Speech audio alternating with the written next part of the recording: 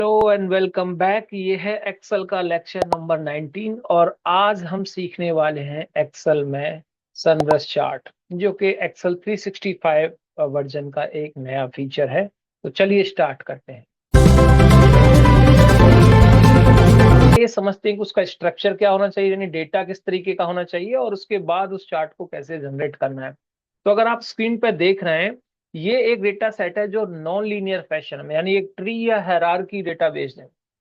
अभी तक जितने चार्ट्स आप पढ़ रहे थे, चाहे वो कॉलम का कहें, रो का है, कॉलम चार्ट है, बार चार्ट, पाई, जितने भी एक पॉपुलर चार्ट है, ये सब चार्ट्स के लिए जो डेटा चाहिए होता है वो आपको लीनियर चाहिए होता है, यानी एक कॉलम डेटा है, उसके साथ में एक न्यूमेरिक वैल्यू है। ठीक है।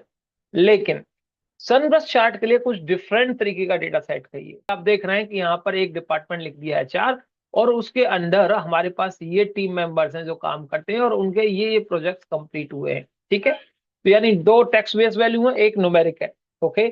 उसके बाद फिर फिनांस टीम है जिसमें ये पार्टिसिपेंट्स वर्क काम कर रहे हैं, और उसके बाद उनकी ये न्यूमेरिक वैल्यूज है। इस तरीके का डेटा सेट बनाना कैसे है? अगर मान के चलिए आपका बहुत बड़ा डेटा सेट है तो उसको बनाएं कैसे? क्योंकि ये जो चार्ट है ये पिवोट चार्ट के अंदर नहीं आता है, ये स्टैंडर्ड चार्ट है उसमें आता है। तो सबसे पहले हम ये समझते हैं कि इसको चार्ट को बनाना कैसे। तो आप देखिए यहाँ पर ये मेरे पास तीन डिपार्टमेंट्स हैं और इनके अंडर ये नाम है। तो पहले डेटा का स्ट्रक्चर आप समझ रहे हैं कि आपको जब भी सनब्रश चार्ट बनाना है तो कुछ इस फॉर्मेट में डेटा सेट चाहिएगा। कॉलम एक और हो सकता है टेक्स्ट का बेस पे, न्यूमेरिक कॉलम एक सिंगल होगा। ओके।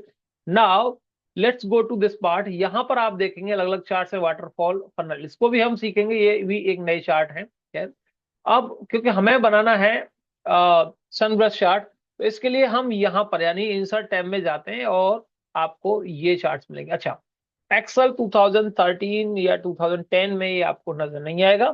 एक्सेल 16, 19, 365 वर्जन में आपको ये चार्ट्स मिलते हैं। जैसे ही क्लिक करते हैं, अब सवाल यह है कि आपको डेटा को सिलेक्ट कैसे करना। सी, मैंने पहले ही कहा कि नए एक्सेल में आपको डेटा को सिलेक्ट करने की जरूरत नहीं होती। आप सिर्फ कर्सर बीच में रखते हैं, that means you have already selected, you don't need to select this data manually. ठीक है। तो place your cursor inside your data. Now let's go to this sunburst part and when you click here then you see chart is automatically created।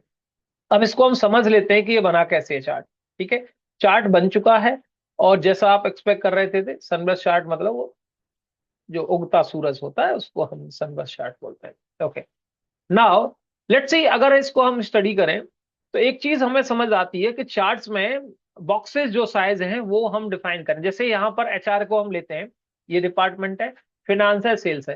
तो अगर आप देखें तीनों के boxes छोटे बड़े, उसका रीजन है प्रोजेक्ट के हिसाब से और नंबर ऑफ टीम मेंबर्स के हिसाब से।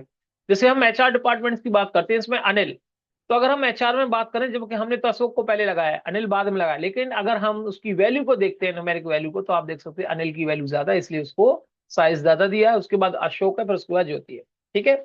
उसी तरीके से सेल्स में सबसे बेस्ट परफॉर्मिंग में है Neha, and then Amit, and then Ankur. तो यानी सीक्वेंस उसने शॉर्टिंग ऑटोमेटिकली कर ली है। तो ये एक आपका कहीं ना कहीं ये कह सकते हैं कि चार्ट में मैं इसकी फॉर्मेटिंग करूं, अगर मैं वैल्यू भी देखना चाहूं तो आप देख सकते हैं कि जो चार्ट के अंदर आपका क्रिएट होके आ रहा है वो एक सबसे बड़ी बात है अरेंजमेंट है, यानी कि आपकी जो डेटा है उसको उसने डेटा को अरेंज किया है असेंडिंग डिसेंडिंग ऑर्डर में, यानी जो हाईएस्ट वैल्यू है उसको सबसे पहले रखा है और उसके अकॉर्डिंग उनके साइजेस सेट किए हुए हैं। तो यानी हर चीज का अपना एक मीनिंग है इसके अंदर।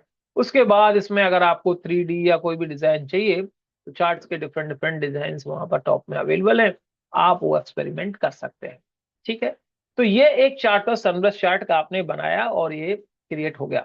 अब सवाल ये है कि अगर मुझे, मेरे पास एक बड़ा लार्ज डेटा सेट है, मुझे सनब्रश के लिए डेटा क्रिएट करना ऐसा, क्योंकि हमें डेटा को हायरार्की में लाना पड़ेगा, तो क्या ये हम अपने डेटा सेट में से इस तरीके का डेटा सेट मैनुअली क्रिएट करेंगे या पॉसिबल है इजीली? तो चलिए बनाते हैं इसको, क्योंकि ये सिंपल आराम से ये आपको पिवोट टेबल में भी बन जाएगा। कैसे? क्योंकि पिवोट चार्ट तो होता नहीं है, पिवोट चार्ट के अंदर ये सनब्रश चार्ट नहीं होता है, लेकिन अगर पिवोट के डेटा को हम कुछ हायरार्की में कन्वर्ट कर दें तो ये चार्ट बन जाएगा। तो फॉर एग्जांपल ये मेरा डेटा सेट है, यहां पर मैं pivot charts create, pivot table create कर रहा हूं। And let's create a pivot table जिसमें मैंने सबसे पहले मैं रीजन ऐड कर लेता हूं। ठीक है। रीजन के अंदर लेट्स से मैं सब कैटेगरी या कैटेगरीज ऐड कर लेता हूं या ऑर्डर प्रायोरिटीज रख देता हूं, ऑर्डर प्रायोरिटीज। ठीक है। ये मेरे पास ऑर्डर प्रायोरिटीज हो गए। ओके, इनके रिस्पेक्ट में I am going to put let's say sales. ठीक है, तो ये मेरे पास में तीनों चीजें आ गई।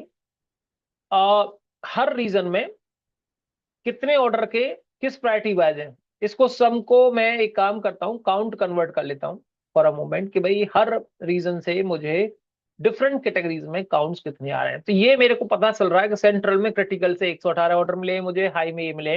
अब कुछ चीजें इसमें वर्कआउट करना पड़ेगा जिससे डेटा मेरा वैसा वैसा हो जाए जैसा मैंने बताया था हायरार्किकल या ट्री व्यू में। तो ये डेटा मेरा सिंपल है। Let's come to classic table.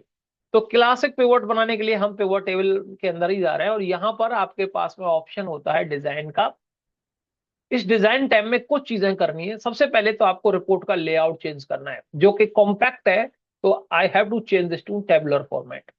तो यानी डेटा को पहले टेबल के फॉर्मेट में कन्वर्ट हुआ। तो देख रहे हैं आप थोड़ा थोड़ा कुछ होने लग गया। ये आपके पास में रीजन आ गया, उनके अंडर में ये प्रोडक्ट की कैटेगरीज हैं, प्रायोरिटीज हैं, और देन उसके बाद उनके काउंट्स हैं। अब बिकॉज आई डोंट रिक्वायर सब टोटल, तो अब हम सब टोटल्स हटा लेते हैं। डू नॉट शो सब टोटल्स, ये जरूरी है क्योंकि हमें वहां पर ये नहीं चाहिए। बिल्कुल आपका डेटा सेट रेडी है।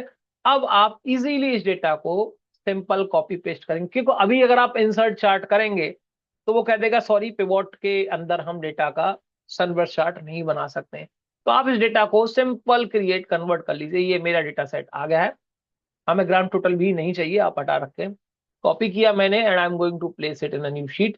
पेस्ट वैल्यू हम इसको करने वाले हैं, पेस्ट स्पेशल में पेस्ट वैल्यू, दैट्स इट। और अब आप देख सकते हैं कि आपके पास में डेटा सेट रेडी हो गया है। यानी जो रियल डेटा था उसमें से ही आपने सनब्रश चार्ट बनाने के लिए कुछ इस फॉर्मेट में रेडी कर लिया। Now go to insert tab and then we have sunburst chart ready, that's it. आप देख सकते हैं मेरे पास चारों रीजंस के लिए सेपरेट बॉक्सेस और सेपरेट उनके रिस्पेक्ट में कौन क्या प्रायोरिटीज है और उनकी काउंट्स क्या है, वो सारी चीज आपके पास बन के आ गई। तो यानी आपको बहुत ज्यादा कुछ करने की जरूरत नहीं है, बस अपने पिवोट को कन्वर्ट करना है, उसके बेसिस पे आप ये रेडी कर सकते हैं, दैट्स इट। तो उम्मीद है ये समझ आया।